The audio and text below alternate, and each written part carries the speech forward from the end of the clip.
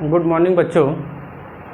आज हम कक्षा 12 के बच्चों के लिए हेरिडिटी एंड वेरिएशन चैप्टर में लास्ट टॉपिक हमने पढ़ाया था sex linked inheritance. Sex linked inheritance, लिंग संलग्न वंशागति। लिंग संलग्न वंशागति में हमने दो बीमारी बताए थे। एक बीमारी कलर ब्लाइंडनेस और दूसरा बीमारी था हीमोफीलिया। इसी चैप्टर को आगे कंटिन्यू करते हुए आज हमारा टॉपिक है क्रोमोसोम डिसऑर्डर इन ह्यूमन, अर्थात मानव में गुणसूत्रीय व्यक्तिकरण। अभी तक मनुष्यों में पाए जाने वाले क्रोमोसोम में ऑटोसोम में हेरफेर हो जाने से बीमारी का अध्ययन किए थे। मनुष्यों में पाए जाने वाला सेक्स क्रोमोसोम में हेरफेर हो जाने वाले बीमारियों का अध्ययन किए थे। आज हम लोग पूर्ण रूप से क्रोमोसोम जो 46 गुणसूत्र पाई जाती है, इस 46 गुणसूत्र में कमी हो जाने पर या बढ़ोतरी हो जाने पर कौन सा रोग हो जाता है, इसके आधार पर आज हम लोग पढ़ेंगे क्रोमोसोम डिसऑर्डर इन ह्यूमन, अर्थात पूरा क्रोमोसोम 46 गुणसूत्र में कमी या बढ़ोतरी होने पर कौन सा रोग उत्पन्न होता है, इसी के बारे में आज हम चर्चा करेंगे। जैसे यहाँ लिखा हुआ है क्रोमोसोम डिसऑर्डर इन ह्यूमन, तो क्रोमोसोम डिसऑर्डर कैसे हो जाते हैं, अपना स्थान परिवर्तन कैसे कर लेते हैं या अपनी संख्या को कैसे बढ़ा और घटा लेते हैं, उसी का अध्ययन करेंगे। जैसे सेल डिवीजन के दौरान जब सेल डिवीजन होता है तो उस दौरान स्पिंडल फाइबर गुणसूत्रों की संख्या को आधी करते हैं, अर्थात आधा संख्या ऊपर ले जाते हैं और आधा संख्या गुणसूत्रों का नीचे ले जाते हैं। गुणसूत्रों की संख्या को आधे आधे भागों में बांटते हैं, या कर लीजिए कभी कभी गुणसूत्रों में उत्परिवर्तनवाद या उत्परिवर्तन के सिद्धांत के अनुसार अगर उत्परिवर्तन हो जाए तो इन गुणसूत्रों में क्या हो जाती है, इनकी संख्या कभी कभी घट जाती है या बढ़ जाती है। ठीक, गुणसूत्रों की संख्या अगर घट जाए या बढ़ जाए तो उससे रोग उत्पन्न हो जाता है। वह रोग क्या कहलाता है, उसे हम सिंड्रोम कहते हैं। गुणसूत्रों की संख्या बढ़ जाए या घट जाए, 46 से बढ़ के 47 हो जाए, 46 से घट के 45 हो जाए, तो इस घटाव और बढ़ाव को हम क्या कहते हैं, सिंड्रोम कहते हैं। मानव में सिंड्रोम बहुत प्रकार से होते हैं, लेकिन आपके सिलेबस में 3 सिंड्रोम बताया गया है, जिसमें पहला सिंड्रोम है डाउन सिंड्रोम। ठीक, पहला है डाउन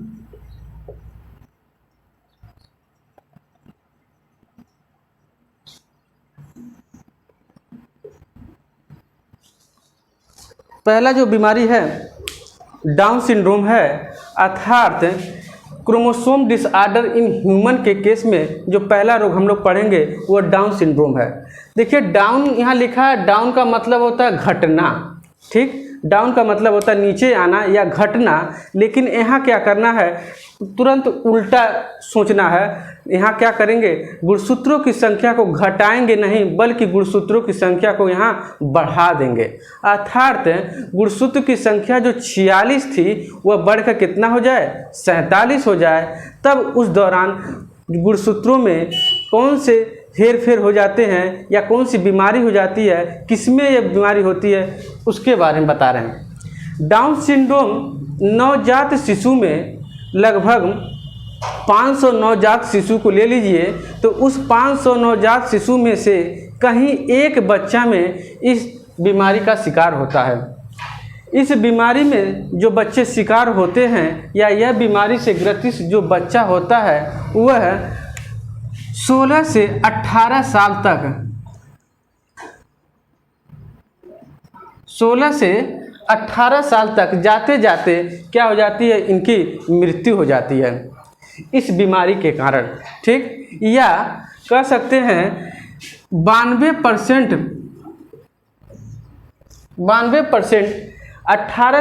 16 से 18 वर्ष तक जाते जाते व्यक्ति की क्या हो जाती है, जो बच्चा नवजात था 16 से 18 वर्ष तक जाते जाते इनकी क्या हो जाती है, मृत्यु हो जाती है। सिर्फ और सिर्फ 8% भाग जो इसका बच रहा है, इनमें जो बच रहे हैं 8%, इसमें जो व्यक्ति हैं वह 40 साल तक,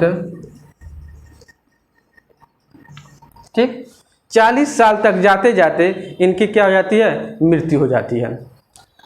अब हम देखें कि मृत्यु क्यों हो जा रहा है, कौन सी बीमारी है, क्या लक्षण है।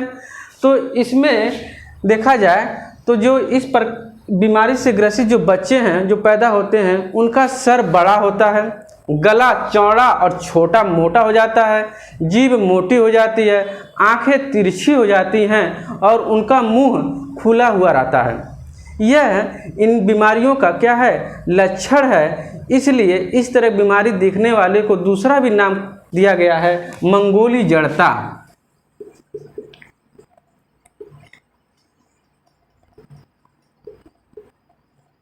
ठीक, इस तरह वाले बच्चों को, जो लक्षण इस तरह के बच्चों में दिखाई देती है, उन बच्चों में को हम दूसरे भाषा में कह सकते हैं मंगोली जड़ता। यह गुणसूत्र जो बढ़ रहा है 46 से 47 हुआ, गुणसूत्र के किस क्रोमोसोम वाले सेट पर यह गड़बड़ी हुई। 21वां जोड़ा जो क्रोमोसोम पाया जाता है, 21वां जोड़ा जो क्रोमोसोम पाया जाता है, उस क्रोमोसोम में गुणसूत्र की संख्या 2 होनी चाहिए, लेकिन 2 न होकर के वहाँ गुणसूत्रों की संख्या 3 हो जाती है। मान लीजिए कोई गुणसूत्र यहाँ XX है तो ये नॉर्मल वे में है, लेकिन 21वें जोड़े पर गुणसूत्रों की संख्या 1 यहाँ क्या हो जाता है, बढ़ जाता है। इसलिए गुणसूत्र 46 के बजाय 47 हो जाती है। जब इस तरह का स्थिति दिखाई दे, समांतर वे में सारे गुणसूत्र लगे हुए हों, तो इन्हें हम कहते हैं ट्राइसोमिक। ठीक, इस स्थिति को क्या कहते हैं, ट्राइसोमिक। जब लगातार 3 गुणसूत्र एक लाइन में दिखें तो इस स्थिति को हम ट्राइसोमिक कहेंगे, लेकिन इस प्रक्रिया को कहते हैं ट्राइसोमी। ठीक, इस प्रक्रिया को हम ट्राइसोमी कहते हैं, और ये जो समांतर क्रम में गुणसूत्र लगे हैं, इस स्थिति को हम कहते हैं ट्राइसोमिक। इतना बात समझ में आ गया होगा। ये है डाउन सिंड्रोम। डाउन सिंड्रोम में 21वें जोड़ी के गुणसूत्रों में 2 गुणसूत्र के बजाय 3 गुणसूत्र हो जाते हैं और इस तरह से पोजीशन दिखाई देने लगते हैं, जिसे हम ट्राइसोमी कहते हैं।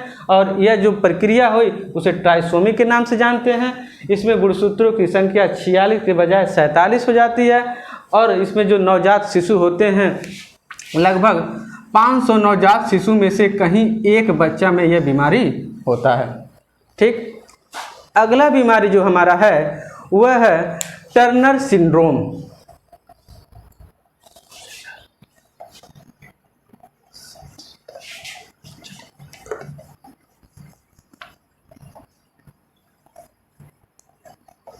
अगला जो बीमारी हमारा है वह है दूसरा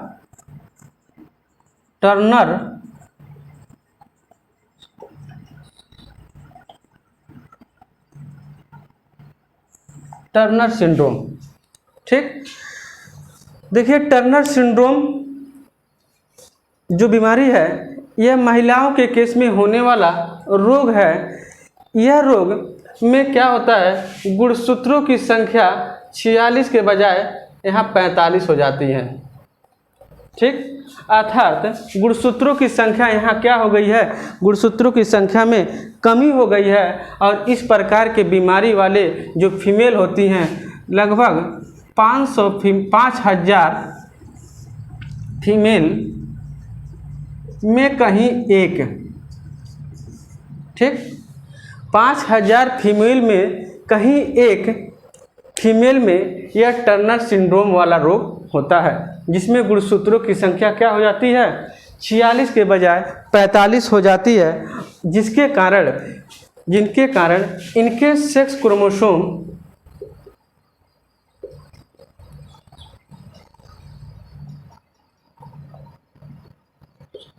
जिनके कारण इनके सेक्स क्रोमोसोम में एक गुणसूत्रों की क्या हो जाती है, कमी हो जाती है, जिसके कारण इनका जनन अंग पूर्ण रूप से विकसित नहीं हो पाता है, अल्प विकसित होता है और इस तरह के जो फीमेल हैं वो कैसे हो जाती हैं, स्टेराइल, अर्थात यह नपुंसक हो जाती हैं और इनमें ओव्यूलेशन की प्रक्रिया भी संपन्न नहीं होती है, अर्थात ओवा का निर्माण भी नहीं हो पाता है। इस बीमारी को कहते हैं टर्नर सिंड्रोम। ठीक, अगला तीसरा बीमारी जो है क्लाइनफेल्टर सिंड्रोम।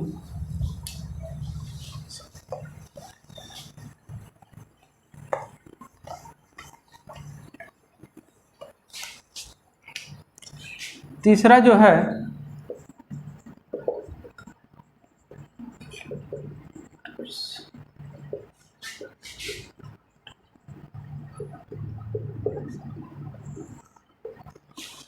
तीसरा बीमारी क्लाइनफिल्टर सिंड्रोम। ये ऐसी बीमारी है जो मेल के केस में होता है।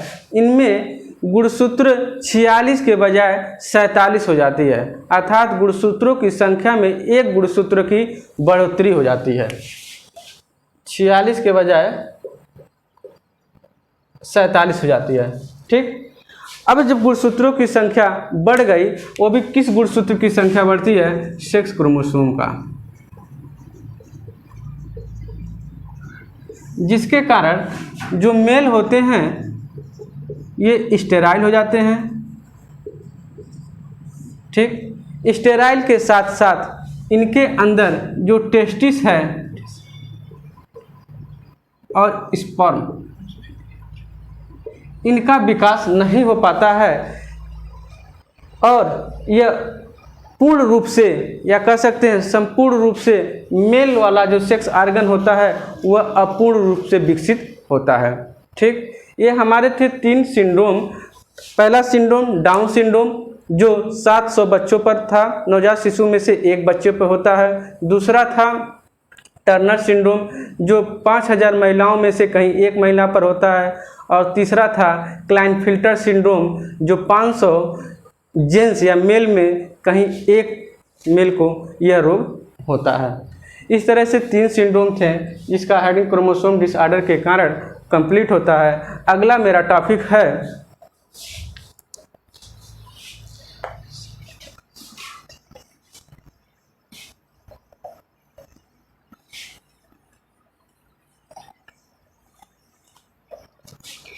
अगला टॉपिक जो है वो है क्रोमोसोम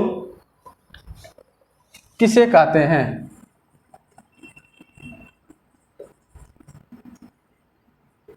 गुणसूत्र।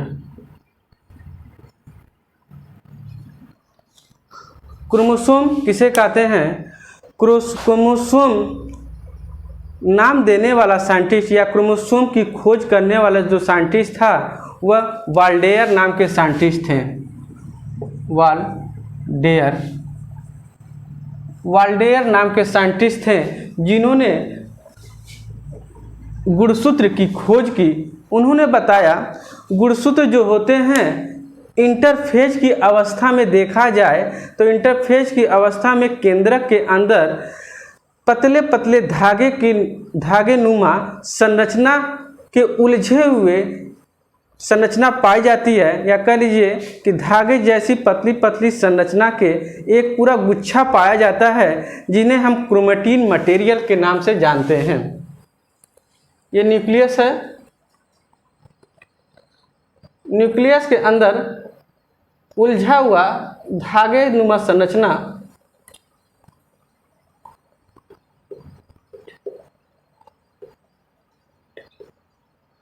पाया जाता है जिन्हें हम कहते हैं क्रोमेटिन मटेरियल। इस धागे नुमा संरचना को अगर लंबा सा फैलाएं तो एक पतली धागे नुमा संरचना बनती है जिसका अगर एक टुकड़ा 0.2 से 30 माइक्रोन का ले लें, जिसकी डायामीटर 0.2 से 3 माइक्रोन की हो तो हम उसे कहेंगे क्रोमोसोम। तब उसे हम क्या कहेंगे, क्रोमोसोम कहेंगे। क्रोमोसोम जो होते हैं ये बाइलोब के रूप में या इस तरह की संरचना के रूप में दिखाई देती हैं, जिनके ऊपर अनेक प्रकार से जीन पाए जाते हैं। यही जीन क्या करते हैं, कैरेक्टर को ट्रांसफ़र करते हैं एक स्थान से दूसरे स्थान, अर्थात माता पिता से लक्षणों को बच्चों में पहुंचाने का कार्य करते हैं। ये था गुणसूत्र। अगला है गुणसूत्र सिद्धांत।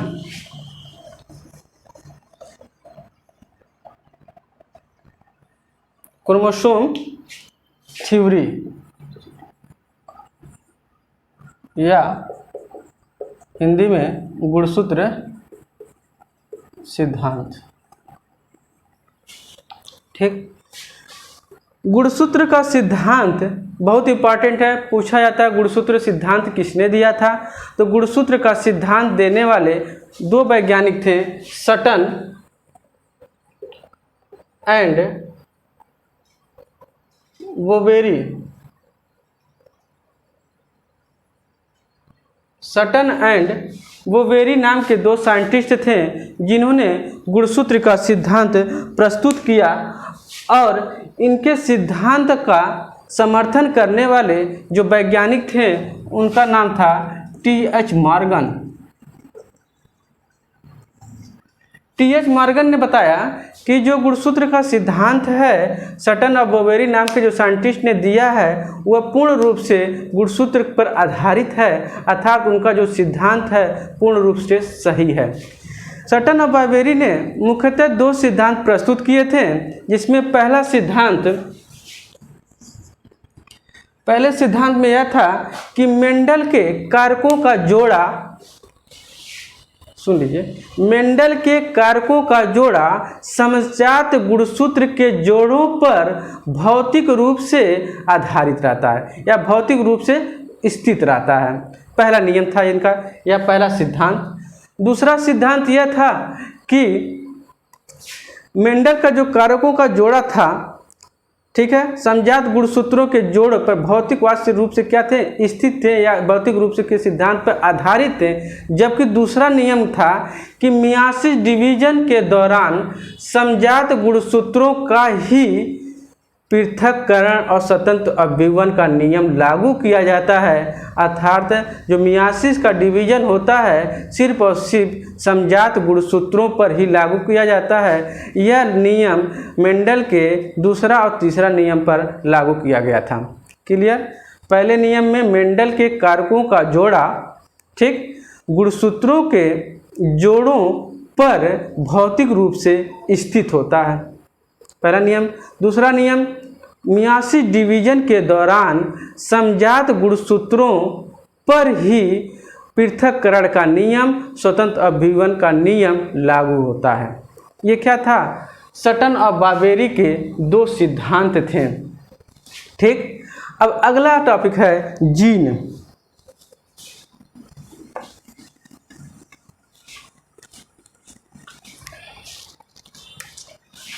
अगला टॉपिक है जीन।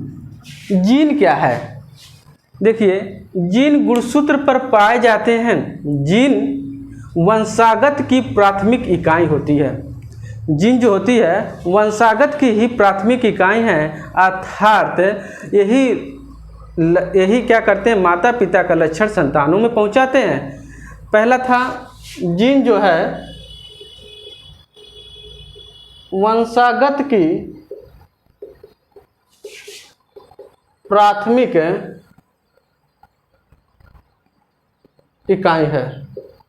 ठीक, दूसरा है डीएनए का वह छोटा सा फ्रेगमेंट, टुकड़ा, जिस पे जेनेटिक कोड निहित रहते हैं। डीएनए का वह छोटा सा फ्रेगमेंट जिस पे जेनेटिक कोड निहित रहते हैं उसे हम कहते हैं जीन। ठीक, तीसरा है कि वह छोटा सा अंश, वह छोटा सा भाग जो माता पिता का लक्षण अपने पास रखा रहता है और पुनः वो क्या करता है, बच्चों में ट्रांसफ़र कर देता है, उसे हम कहते हैं जीन। और अगला है वंशागत कारकों। अगला वंशागत कारकों जो एक जैविक लक्षण को निर्धारित करते हैं। वंशागत कारक जो जैविक लक्षण को निर्धारित करते हैं उन्हें कहते हैं हम जीन। अर्थात यहाँ 4 जीन के पॉइंट हो गए। बहुत इंपॉर्टेंट है जीन। जीन में सबसे ज़्यादा इंपॉर्टेंट है, ये पूछा जाता है 1 नंबर में कि वंशागत की प्राथमिक इकाई कौन सी है, तो वंशागत की प्राथमिक इकाई जीन होती है। बहुत इंपॉर्टेंट है। और इस चैप्टर का हेरिडिटी एंड वेरिएशन चैप्टर का लास्ट टॉपिक है जो आज पढ़ाएंगे और इस चैप्टर को एंड करेंगे। लास्ट टॉपिक मेरा है बार एवं बॉडीज। बार बॉडीज क्या है इसको देख लिया जाए।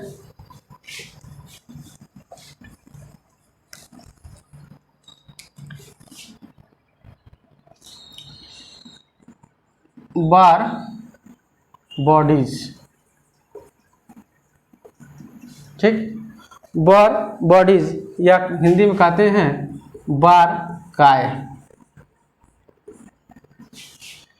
देखिए बार बॉडीज में क्या बताया गया है कि बार नाम के एक साइंटिस्ट थे और इन्हीं के साथ एक और साइंटिस्ट बार और बटरम,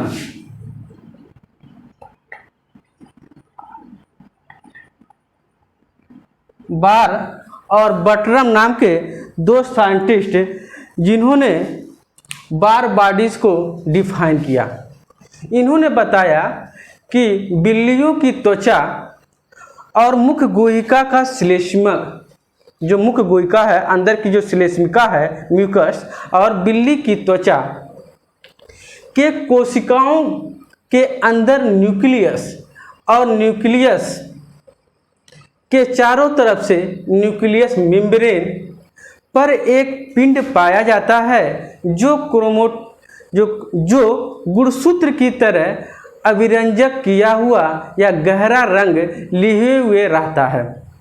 ठीक, उन्होंने बताया कि बिल्ली की जो त्वचा है और मनुष्यों के बक्कल कैविटी मुख गुहिका का श्लेष्मिका है, इनके कोशिका के केंद्रक कला पर एक पिंड पाया जाता है। वह पिंड जो होता है वह पिंड गुणसूत्रों के समान अभिरंजक लिए हुए रहता है, अर्थात गहरा स्टेन किया हुआ रहता है। आगे फिर उन्होंने बताया कि तंत्रिका सेल का केंद्रिका और न्यूट्रोफिल्स में केंद्रक से लगा हुआ एक डंठल नुमा संरचना पाया जाता है, जिन्हें उन्होंने क्या कहा, एक पिंड। और उन्होंने बताया यह पिंड कैसे उत्पन्न हो जाता है। यह पिंड सेक्स क्रोमोसोम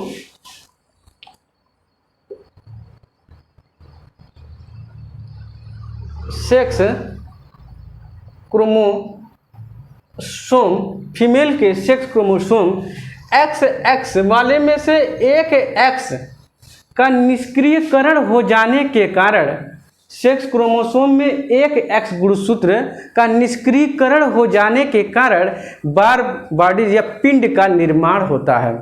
ठीक, यह जो पिंड हैं इनकी उपस्थिति और अनुपस्थिति के आधार पर लिंग निर्धारण किया जाता है या लिंगों का जांच किया जाता है। ओके, ये था हेरिडिटी एंड वेरिएशन का लास्ट टॉपिक। हमारा ये हेरिडिटी एंड वेरिएशन चैप्टर ख़त्म हुआ। अगला हम नेक्स्ट चैप्टर का वीडियो पुनः बनाएंगे। आज तक के लिए लेक्चर के लिए धन्यवाद।